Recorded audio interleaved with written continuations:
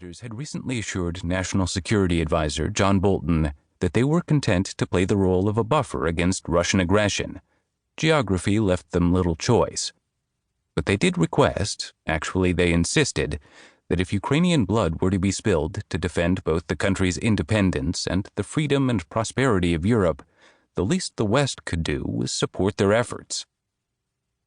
And yet, only weeks earlier, the White House had abruptly put a hold on nearly $400 million in U.S. security aid that Congress had earmarked for Ukraine. This was money Ukraine badly needed to fend off the continuous threat of Russian aggression on its territory. The abrupt, unexplained White House hold was therefore baffling. Not only was it 180 degrees out from the stated policy the entire U.S. government supported, but it was also contrary to U.S. national security interests in the whole region. We'd already gotten used to the president's inattention to any policy, let alone foreign policy, but this sudden White House interest in Ukraine was something new and was deeply unsettling.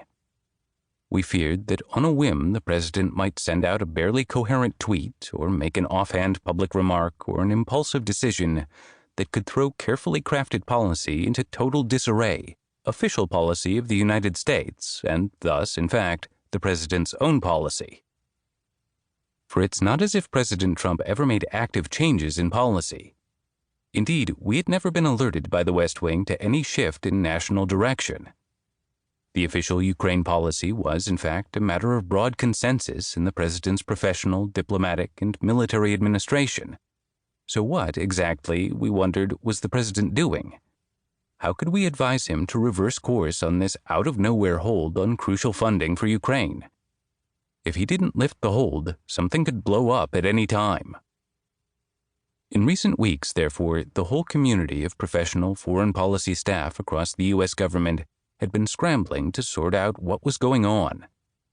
Everybody, from NSA Bolton to my recently departed boss at the National Security Council, Dr. Fiona Hill, to me, my role was to coordinate all diplomatic, informational, military, and economic policy for the region across all government departments and agencies, was trying to understand these unsettling developments and to come up with ways of convincing the president of the critical U.S. national security interest in deterring Russian aggression and supporting Ukraine's independence.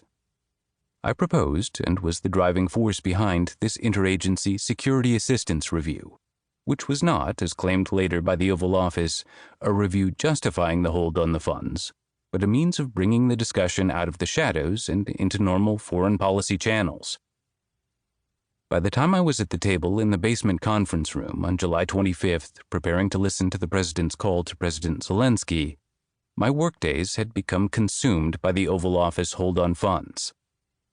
As this was my region, responsibility for organizing a rapid response fell to me. On July 18th, I'd managed to convene what we call a Sub-Policy Coordinating Committee, a get-together of senior policymakers for the whole community of interest on Ukraine, from every agency and department, to work up a recommendation for reversing the hold on the funds. By the 21st, that meeting had been upgraded to a Policy Coordination Committee, requiring even more administrative and intellectual effort, which convened again on the 23rd. We even scheduled a higher-level Deputies Committee meeting for the day after the Zelensky call. Chaired by the Deputy National Security Advisor, these meetings bring together all of the President's cabinet deputies and require an enormous amount of advanced reading, writing, and coordination. Due to the confusion over the White House's behavior toward Ukraine, many of us were operating on little sleep, working more than the usual NSC 14-hour days. I'd barely seen my wife, Rachel, or my 8-year-old daughter, Eleanor, in weeks. During that period, I'd discerned a potentially dangerous wrinkle in the Ukraine situation. Actions by the president's personal attorney, Rudolph Giuliani, the former mayor of New York City, suggested a hidden motive for the White House's sudden interest in Ukraine. Operating far outside normal policy circles, Giuliani had been on a mysterious errand that also seemed to involve the U.S. ambassador to the European Union, Gordon Sondland, and the White House Chief of Staff, Mick Mulvaney. Just a few weeks earlier, I'd participated in a meeting at the White House at which Ambassador Sondland made a suggestion to some visiting top Ukrainian officials. If President Zelensky pursued certain investigations, he might be